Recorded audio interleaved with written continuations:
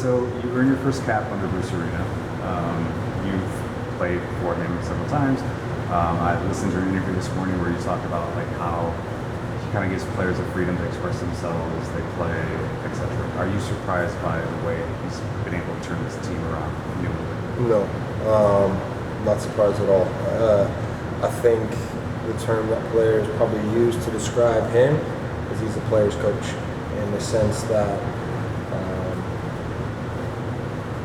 doesn't demand. It gives you your freedom. It gives you your freedom off the field, so that when you step on the field, you understand your responsibilities, you understand the task at hand, and you're ready to compete in battle. And so, when he was first hired, I think I read a quote on the league website or something talking about how he's shortened trainings. They've been much sharper. The duration's been shorter. He's not a guy that continues to just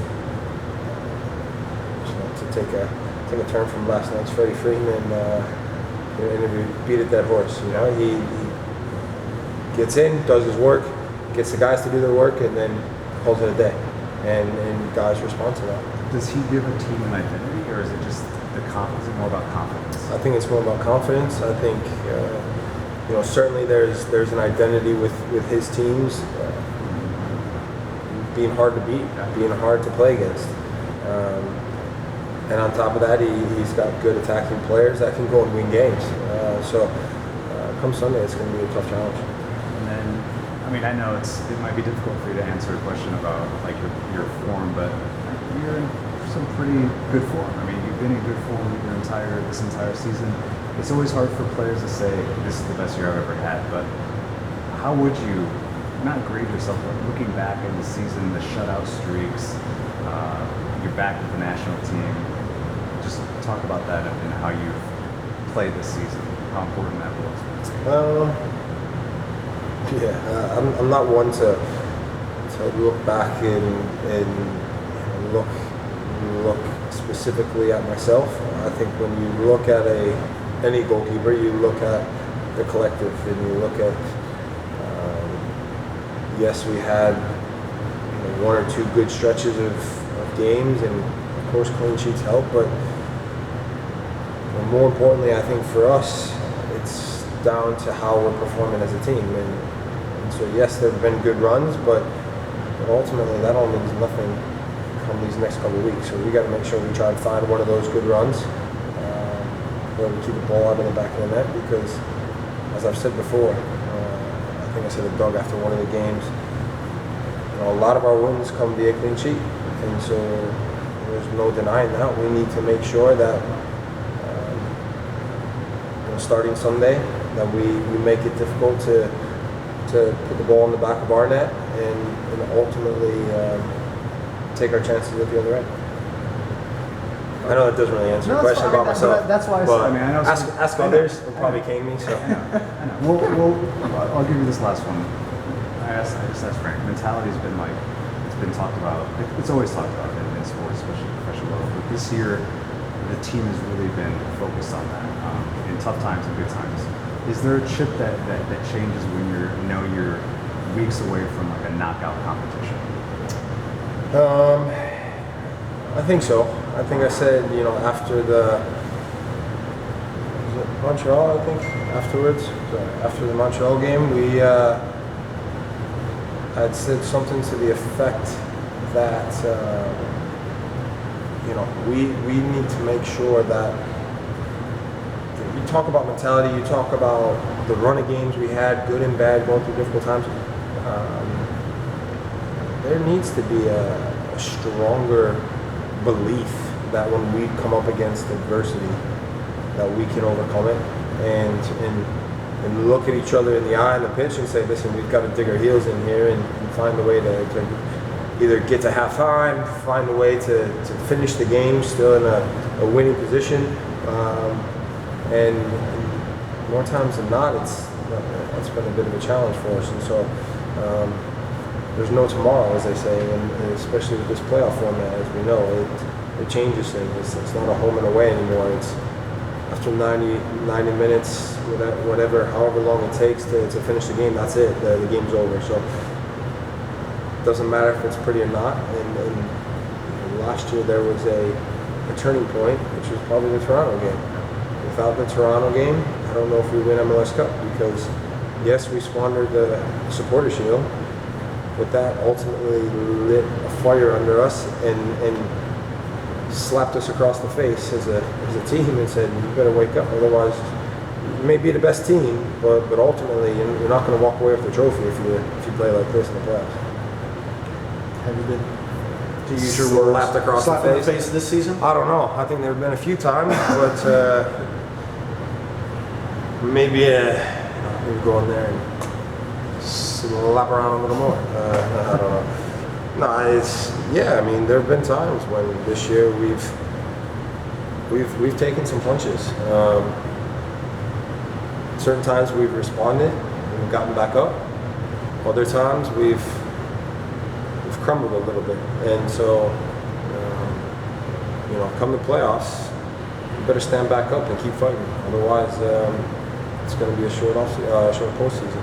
Are the stakes enough on Sunday to be a slap in the face game? Sunday's a tricky one because obviously, the thing about Bruce is he's clever. He's smart, and he'll have looked at the table. He'll look at it in a way that says there's a chance that if things don't go well this Sunday, that obviously we're playing Atlanta again. And after working with him for a bit, he's probably going to have an ace or two up his sleeve in the sense of not trying to reveal all of his cards for the playoff game. In saying that, Sunday I think is more about us than them, in the sense that we need to find that feel good, that positive feeling of scoring goals and winning games. Remember after the New York City contest, talk about communication just being an issue defensively. With Montreal in the practice sessions, has that improved, just all between you and the defensemen and just getting more organization? Well, I don't think it's necessarily between me and the defense. I think it's more of an understanding of how we're trying to play and where we want guys to be. You look at the New York City game, and the gap in the middle of the field was massive. Take the fact that New York City's got some of the best players in the league on their team, take that side of it out, and we allowed them way too much time and space on the ball, and then we were punished. So I don't think it was necessarily a communication thing amongst players from one to the next. I think it was an organizational standpoint. From the New York City game, I think the Montreal game, we certainly got better in that area. But listen, it's an ongoing challenge because teams start to figure us out, and as they figure us out, we've got to try to stay one or two steps ahead of them by what we're going to do next. We cannot continue to do the same thing over and over and over again when teams figure us out and think that we're going to get a different result. We've got to be more clever when we're on the field. We've got to work harder. We've got to find different ways to break down an opposition to be successful. Last one for Brad. What did Michael bring to the back four against Montreal? Yeah, his ability to see things. You sit here and you talk about it throughout the year and when he was playing and whatnot, and his ability to read the game is phenomenal, and his ability to sense where danger is, when danger's coming, is phenomenal. And so, in the Montreal game, their movement, their top three and at times their four players, their front four, their movement's very good. And so, instead of getting dragged all over the field, there was times he was just passing guys on to Jeff in the middle of the pitch. There were times he's passing them over to Miles, and still being able to hold down the center of the field for the second runner that was coming behind, and eliminating passes without them having to make the pass, and just being in a position that eliminates those ideas from what they're trying to do. So I thought he was excellent. I joke with him all the time saying, Whatever. I joke with him all the time, saying should have retired years ago. But the truth of the matter is, he's a massive presence, fantastic leader, fantastic captain, fantastic player, great teammate, somebody you want on your team, and when the final whistle comes, whatever point this year, it'll certainly be a sad moment that will be the end of his career. Thanks, Brad.